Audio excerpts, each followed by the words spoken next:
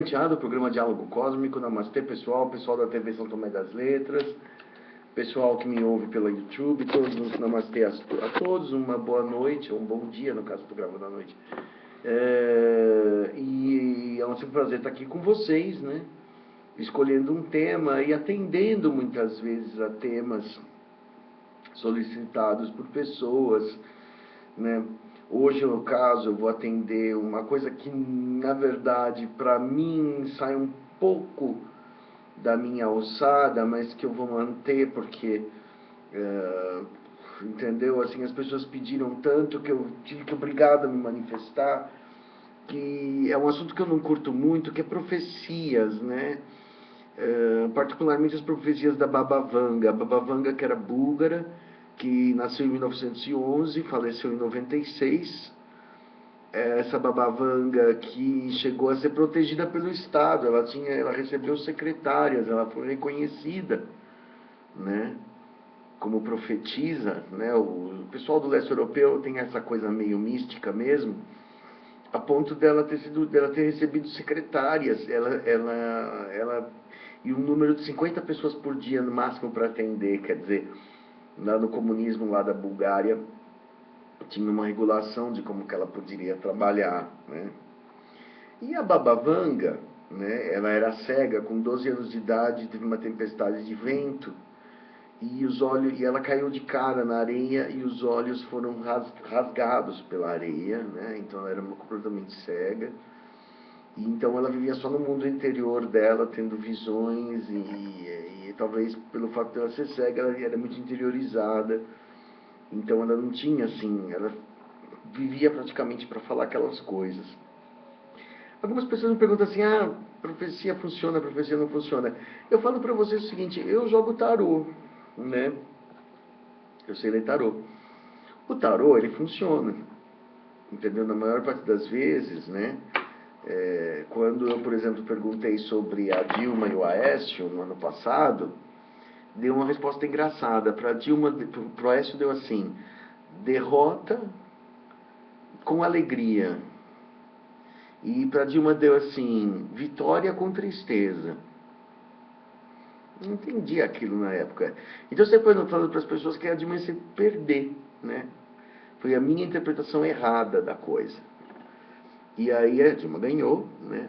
E eu falei assim que, eu errei o tarô e tal. Mas depois eu fui pensando que era exatamente isso que o tarô tinha dito, né? Que conforme foi se revelando, que por exemplo, que ela foi eleita, mas com muitos problemas, né? Com muita impopularidade. E o Aécio ficou, assim, deve estar aliviado, né? De não ter pego essa tempestade, essa bucha, né? E na verdade está muito mais popular que ela em muitos lugares, em quase praticamente todo lugar. Então, por exemplo, quando você lê uma carta, por exemplo, aquela coisa, as cartas não mentem jamais, eu até concordo, mas o leitor da carta, o tarólogo, no caso eu, falha, entendeu? Então, por exemplo, a gente tem um lado subjetivo, a gente tem um lado que interpreta errado. Entendeu? Ou às vezes interpreta aquilo que você quer ouvir. Por exemplo, a pessoa fala assim, fulano vai morrer. E aí sai aquelas cartas assim, mais... Aí você fala, não, vai passar por um momento difícil. Por quê? Porque você põe o seu lado humano, porque você ameniza o que você ouviu, né? Ou que você leu na carta. Você não é um robô que lê. Né? Então aquele teu lado intuitivo, de um lado vale o teu lado intuitivo, que um dia pode estar melhor ou um dia pode estar pior.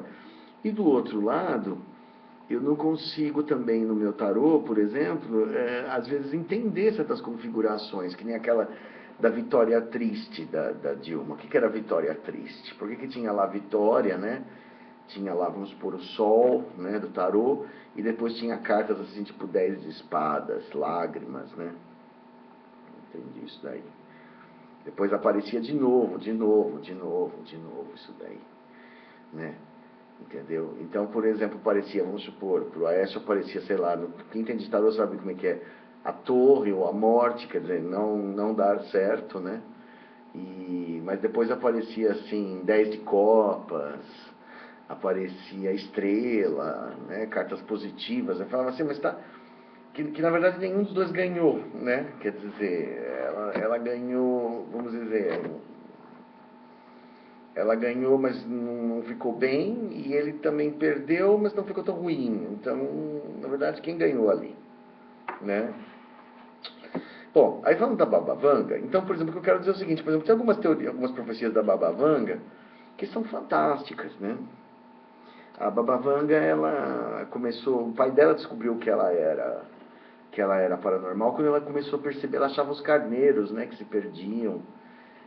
Ele tinha uma brincadeira de esconder alguma coisa e fazer ela achar, entendeu? Ela também, já criancinha, já era curandeira, já dava receitas, ela tinha uma paranormalidade lascada. E ela foi, inclusive, entrevistada por vários estadistas, né? Dizem que Hitler foi até a Baba Vanga, olha, pra você ter uma ideia, na época da Segunda Guerra, e saiu muito triste, que a Baba Vanga falou, ó, não é você que vai ganhar. E, inclusive, ela teria previsto a morte de Stalin, foi presa por ter previsto isso, né, e realmente no ano que o Stalin viria a morrer. Que com o regime comunista o Stalin era Deus, né? Então não se podia nem falar na morte de um homem tão perfeito assim.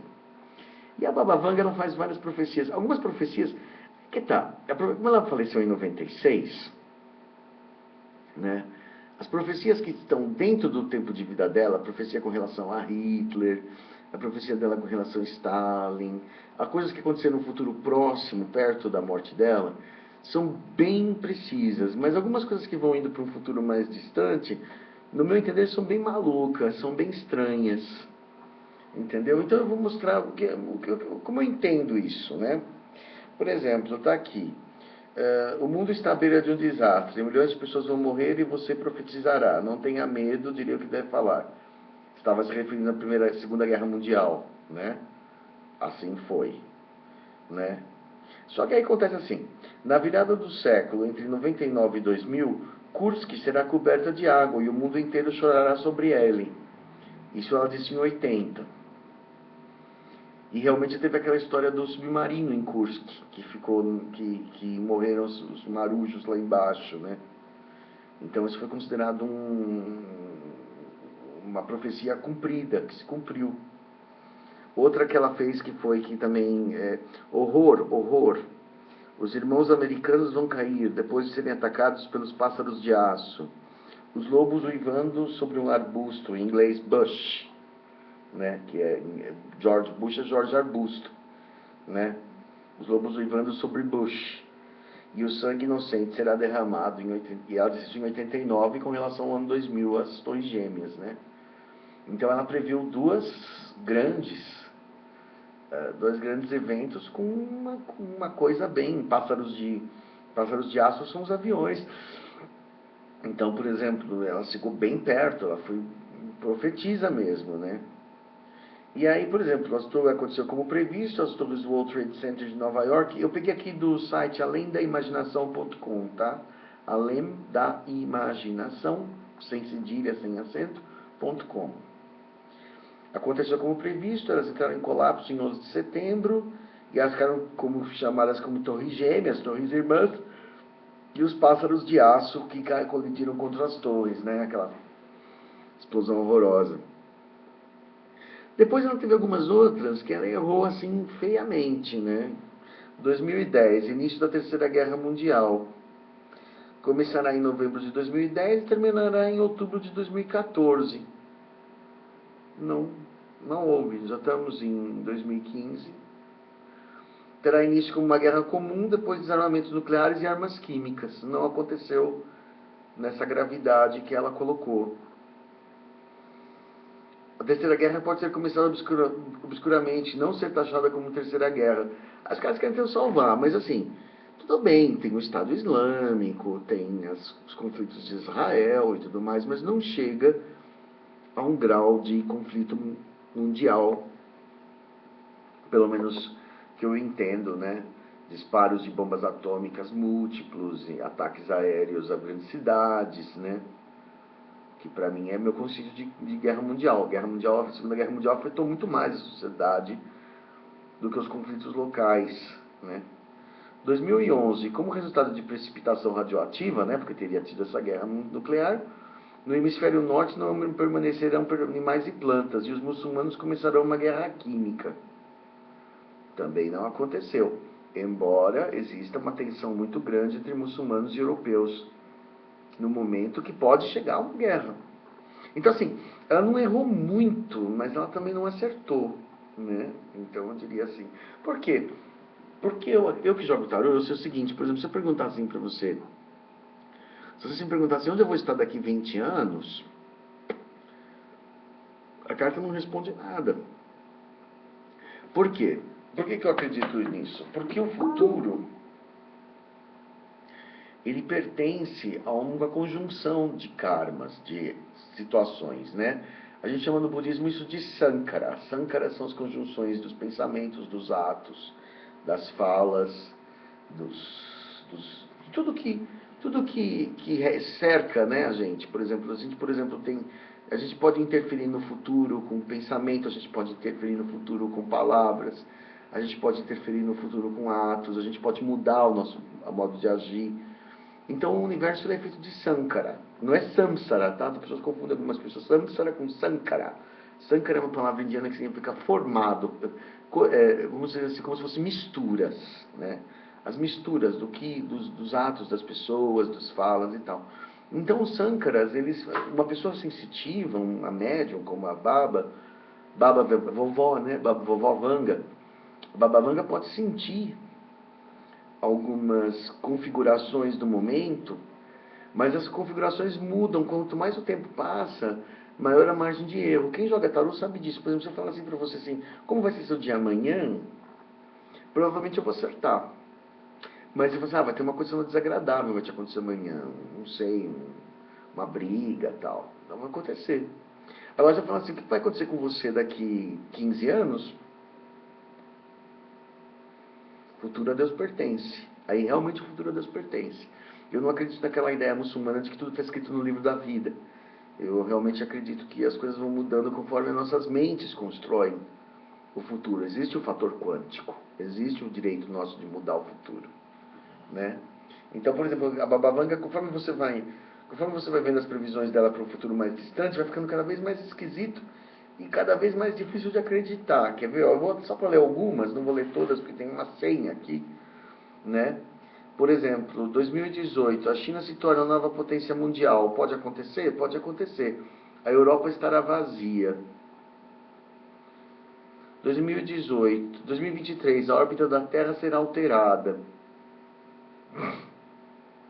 2025, a Europa estará despovoada. Estranho.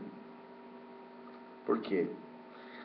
Porque ela falava que tinha uma guerra nuclear que ia afetar a Europa, né, que não aconteceu. Pelo menos entre 2011 e 2014 não aconteceu.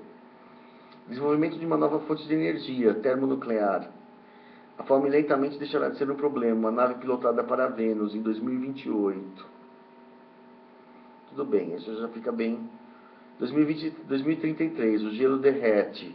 Grande elevação do nível do mar em 33. A economia do mundo é próspera, mas na Europa os muçulmanos dominam.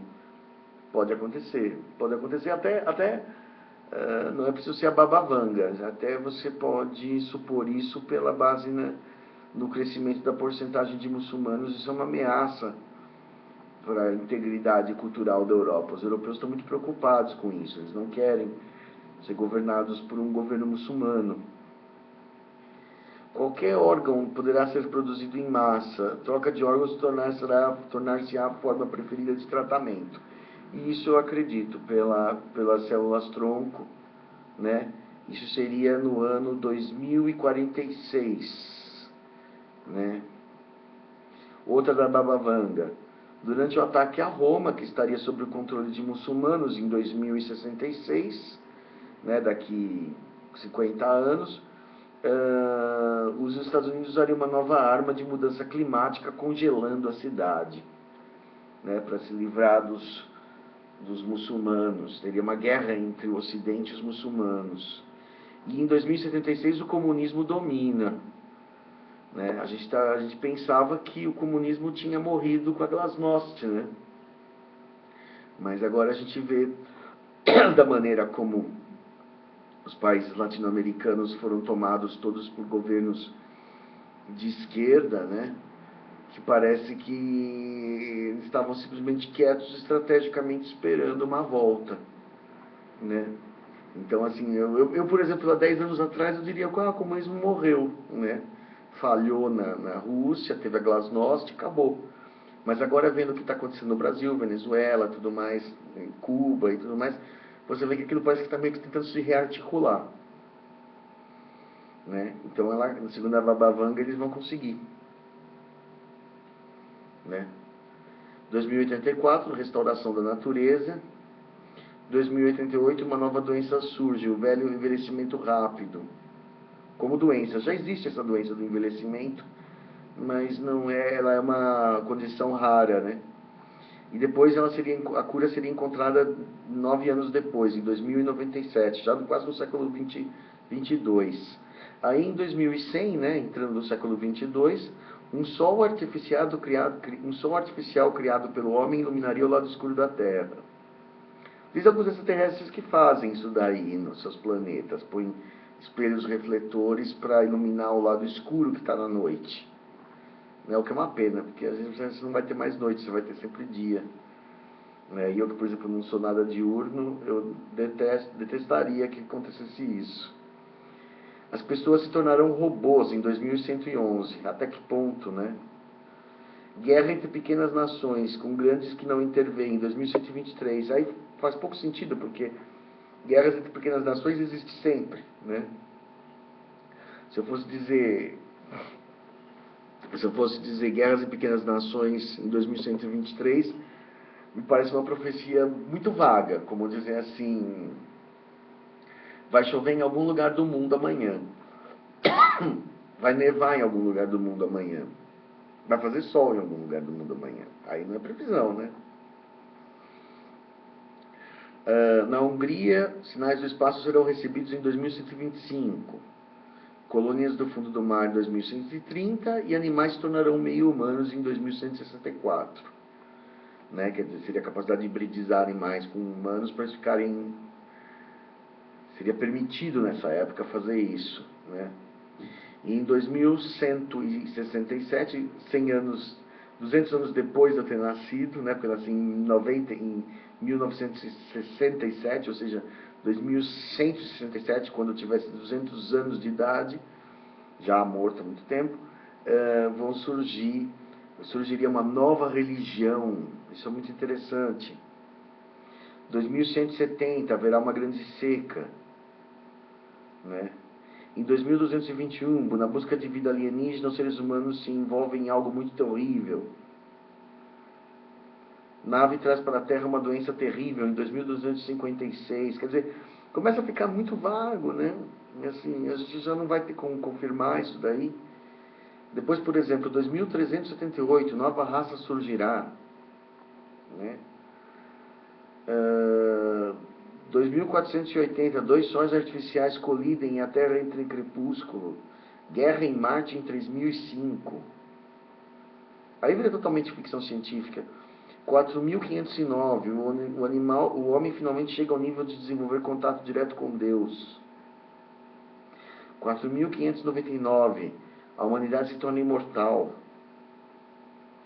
4674, o desenvolvimento da civilização chega a seu topo. 340 bilhões de humanos começam a ficar parecidos com alienígenas. 5.076, chega-se ao limite do universo, a partir dali ninguém conhece. 5.078, a decisão de ultrapassar o limite do universo, mas mais de 40% da população é contra isso. É difícil julgar isso. 5.079, fim do mundo como nós o conhecemos, né?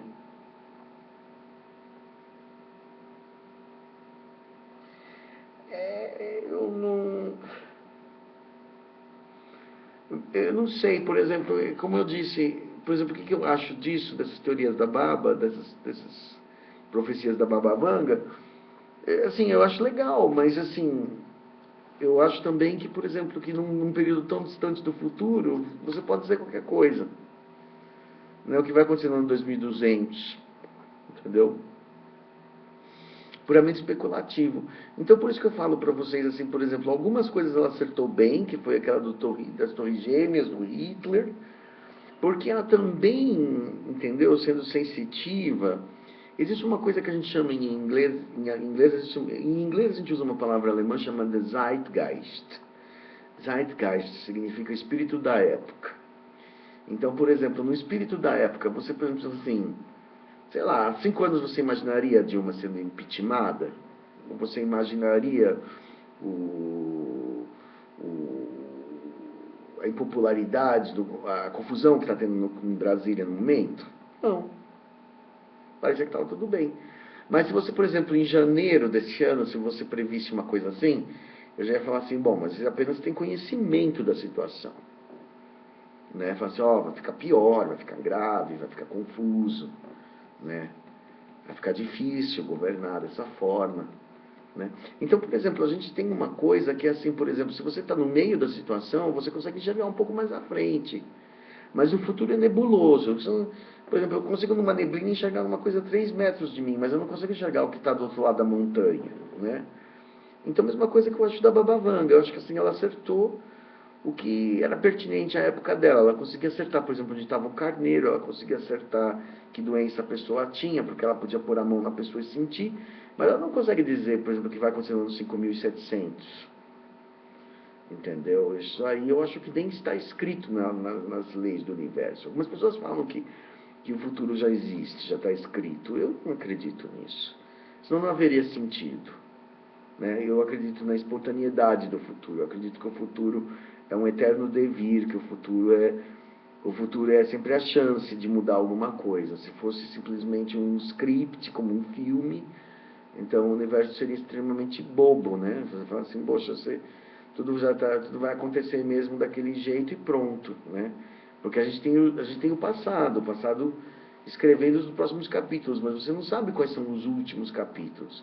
É mais ou menos como algumas novelas que são feitas assim, né? Você começa com os primeiros capítulos, conforme o público vai gostando ou não gostando de certos personagens, eles vão modificando a história, né? Muitas vezes a história... Isso eu sei disso que essas grandes novelas aqui do Brasil é assim, né?